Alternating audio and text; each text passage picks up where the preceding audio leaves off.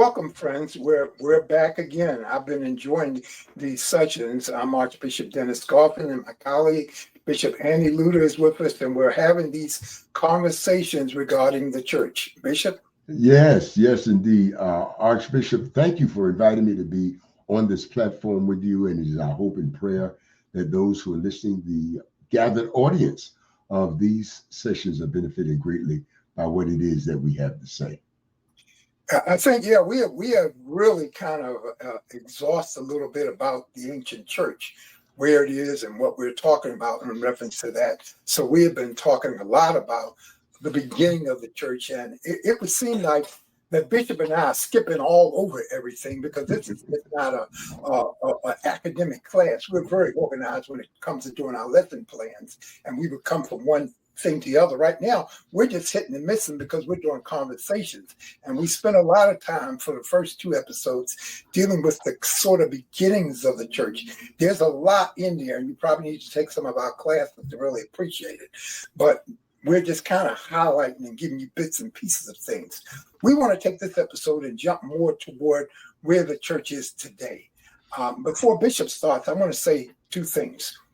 One is, I think we have seen with every generation a redefining of what church is. And that's where we are in terms of our modern church as a result, because of circumstances, because of situations, because of the way the church is pivoting.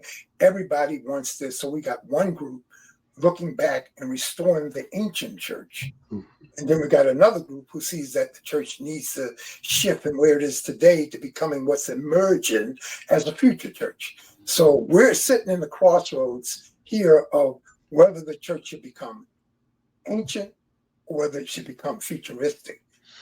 Dropping some things. So that's a very pivotal point we're in, Bishop, and I'll let you start from there. Well, Bishop, I think that's a great point of departure. And what I would echo and argue is that dilemma that you have so eloquently described is not novel or new for the church. That period, and I know we're talking about the modern church, but just let me make this quick historical reference, that Origen and Clement and Tertullian and Irenaeus and Ignatius faced the same issue. They were preoccupied with, well, what did the apostles do? What was originalism? What was the beginnings of the church? And they resisted any change. They resisted any innovation. They resisted any adaptation to society or culture that did not represent what the church had historically done. So that is the same dilemma that you have described today, that where we are today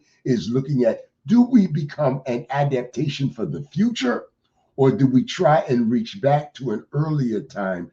And so many of us, you and I both included, are the Tertullians, the Clements, and the Augustines of our era, wrestling with the same realities of the first 3 centuries of the church. I do want to mention too, in terms of the what we are with the modern church, and the church really has to come realistic on this. If it's in the first millennial of the church, we start seeing a division and of the church. For instance, the church in the East remained very collegiate in its episcopal study, and I know you're going to refer to this in your book that you deal with too, but the earliest form of leadership seems to be the episcopate.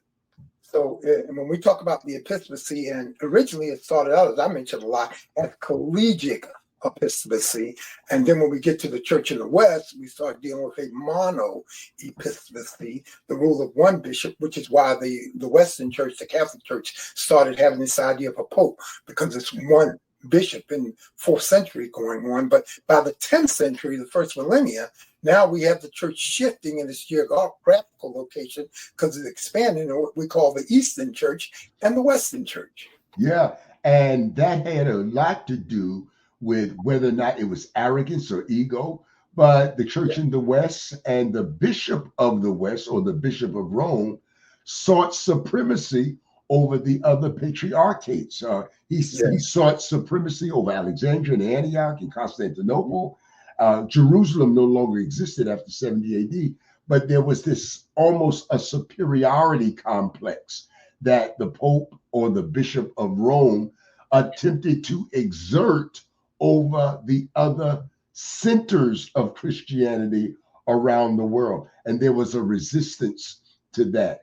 I would just quickly mention, as I have in the first two sessions that we did, that even the role and the leadership of the bishop, and I know you'll appreciate this, Archbishop, was preceded by being led by the Spirit, and that there was a great deal of variety and an assortment of approaches on how the church should operate. The church in Alexandria did not operate like the church at Antioch. The church at Antioch did not operate like the church of Rome. And that was allowed. That was fluid. That was considered authentic. But you're right. By the time we get to the middle of the 2nd century, that had changed. The attitude had changed. And episcopal authority had become the mainstay and the more popular motif for leadership and governance in the church.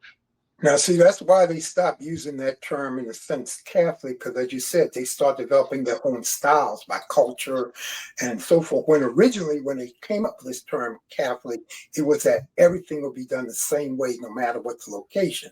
However, everybody developed their own style, and that became accepted. But then the term came up, orthodoxy. Let's look, because various opinions came up as how to run the church. And the church said, okay, well, universally, the Orthodox Church said, this is what we need to believe. This is what we need to practice. That came out of confessions, creeds, and later authenticated through councils. So we'll spend some time talking about that development as it goes too. But that's how the church began. At this point, remember, and you and I knew this, that there was really no organized scripture at this point. That's correct.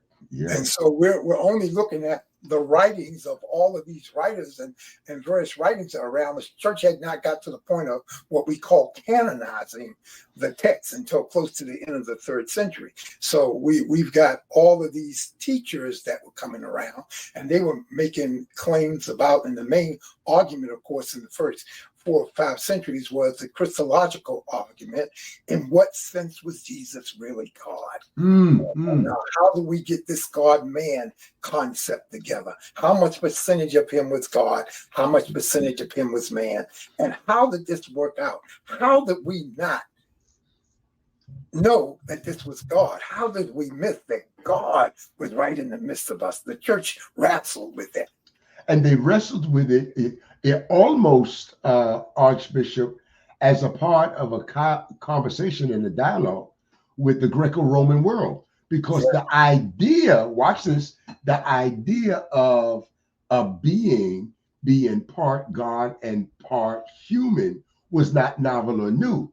Now, it was the Council of Chalcedon that came to the conclusion, watch this, that Jesus was very God and very man at the same time. But what we don't realize is that that itself was a commentary on a popular belief at the time. Let's not forget that there's this ancient Greek character by the name of Hercules that was thought to be the son of Zeus, a god, and a mother. There was Alexander the Great, who was thought to be the son of God and a human mother, Olympias. So the whole idea of demigod, D-E-M-I, demigod, half God and half man, was a very popular concept. But Christianity takes it a little bit further and says, no, we're not talking about a Palestinian Hercules or Alexander the Great. We're talking about somebody who is fully God and fully man at the same time. So it's borrowing upon a pedagogy that was already available in the world, but it is taking it to the next level. Yeah, and that whole idea from that also presented some issues, because if God invaded humanity, and the Gnostics started dealing with that matter itself was evil, so Jesus could not really have been physical, because then he would have been evil, because matter is evil. So that whole, all of the philosophical arguments that came from Aristotle and Socrates and the things that were of the day that sort of had the church dealing with all these philosophies and things that were going in. So they had councils to try to synergize on where the church was going and what it was going to believe and not believe, and carry this into various doctrinal viewpoints that even today are still argued. And that's a very powerful statement too. And Archbishop, I would think, and I know that our focus, especially in this session, the next session is on the modern church. And my assumption is that when we talk about the modern church, and I'm anxious to jump into the whole Trojan horse syndrome and those things that have crept into the modern church that may not be healthy for the modern church. But I think we at least have to cite the Protestant Reformation as one of the beginnings of the modern church, because that you've talked about the discord between the Church of the East and the Church of the West. And of course, that takes place in 1054 at the end of the first millennium. But about 500 years after that, we have Martin Luther taking 95 statements, putting it on the building where he was working, the University of Wittenberg. And that sparks, launches, and gives rise to a Reformation that I would argue perhaps best represents the commencement of the modern church. I agree with you, because along with that, let's keep in mind these 500 years that we're talking about now that developed since the schism of 1054 and the church becoming East and West has now predominance of only what we call the scriptures now being in Latin. That's so correct. when Martin Luther makes his point, he then translates the scripture into German. So now we have a whole periphery of languages that the church has grown to, and now the scriptures have to be translated, which now the modern church is a product, and I agree with you, especially in the West, of the Protestant Reformation, but also a product of the fact of translations. Sure. Translations now have made it possible for anybody to now read the scripture. And one of the things you said in all of our classes we would go to, I remember that statement a lot. What are we? Practicing theologians. Yeah. And reading the text. And up until that time, it was considered both illegal and sinful. They were called vernacular Bibles. The whole idea of taking scripture and putting it in the language and the tongue of the people of that area was considered both illegal and it was considered sinful. And so the Protestant Reformation really helps change our perspective in terms of the availability of scripture.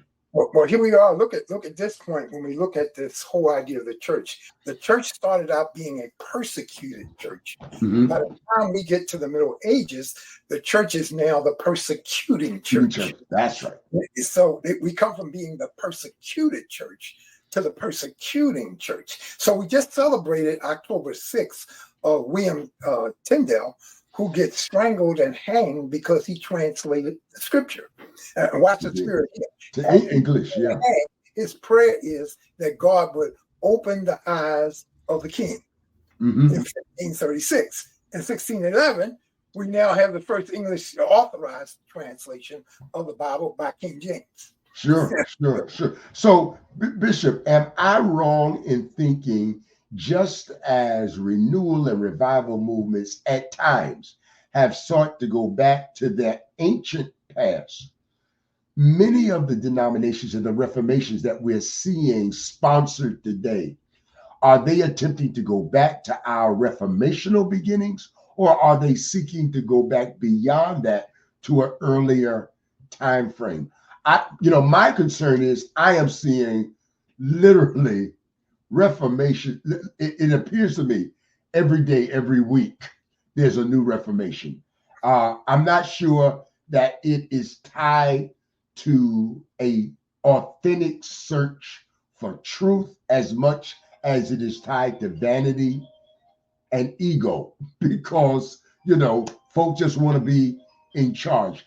But what I'm seeing in the proliferation of these reformations is almost a disregard and ignoring of any kind of spiritual or doctrinal scrutiny, accuracy, and authenticity. It seems to be more personality driven than it is driven by a subscription to a tenet or a teaching that the reformer finds as absolute.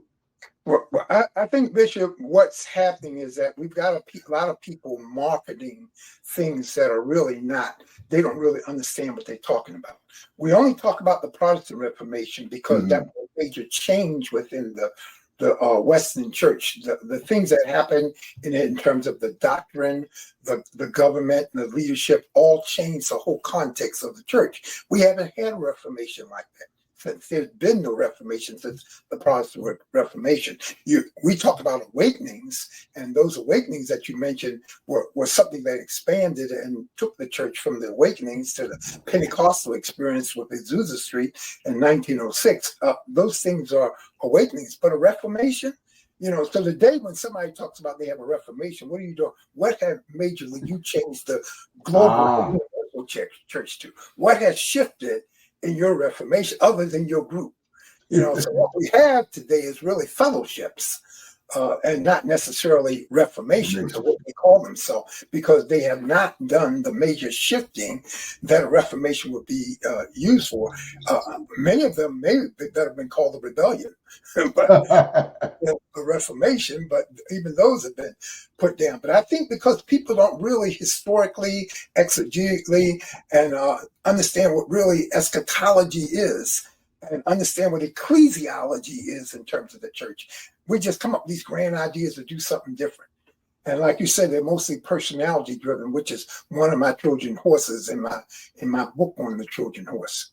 Well, I know that our time for this session has expired, but I am anxious for us to get into the next session where we will specifically unpack the items and the contents of this Trojan horse. Yeah, and we're going to be talking more about that as we go on, putting up again my book on the Trojan horse and Bishop Lewter's book on apostles of bishops. It's sort of a synergy. We're bringing these two ideas together, bringing together what we're going to talk about and how we're going to develop this. And I think it's very important as we look at where we're going with the church that we can see these things moving forward. So our conversation regarding the church, ancient and modern, we're going to come back next time and look for another time of blessing you in the text. Bishop? Thank you so very, very much. Look forward to seeing you next time.